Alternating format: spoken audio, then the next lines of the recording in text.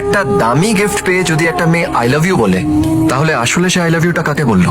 ছেলেটাকে নাকি গিফটটাকে? তাহলে সিগারেটটা ফেলে দাও। পারলাম না। তোমার অনেক আগে সিগারেট আমার জীবনে এসছে, এবার যদি তোমার পর অন্য কোনো মেয়ে আমার জীবনে আসে, তার মানে কি আমি তোমাকে ছেড়ে দেবো? বাজে কথা বাদ দাও জয়, আজকে আমার বার্থডে, সেটা জানো তো? জানি। তাহলে তোমার থেকে একটা গিফট তো এক্সপেক্ট করতে পারি। ওইসব আমার কাছে নেই। একটা উইশ নিশ্চয়ই আছে, সেটা নিশ্চয়ই করতে পারো। এসব আমার আসে না। রাইট, এখানেই তোমার সাথে সিদ্ধার্থর তফাৎ জয়। জানো কাল সিদ্ধার্থ আমায় কত বড় সারপ্রাইজ দিয়েছে, বাইরে নিয়ে গেছে, আমায় হীরের আংটি দিয়ে প্রপোজ করেছে। আমি সারা জীবন তোমার সাথে থাকতে চাই জয়, কিন্তু সেই সম্পর্কটাকে ভালো রাখার দায়িত্ব যেমন আমার, তেমনি তোমারও।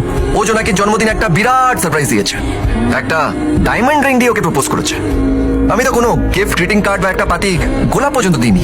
একটা দামি গিফট পেয়ে যদি একটা মেয়ে আই লাভ ইউ বলে, তাহলে আসলে সে আই লাভ ইউটা কাকে বললো? ছেলেটাকে নাকি গিফটটাকে? আমি গিফটটাকে বড় করে দেখি না স্যার, মানুষ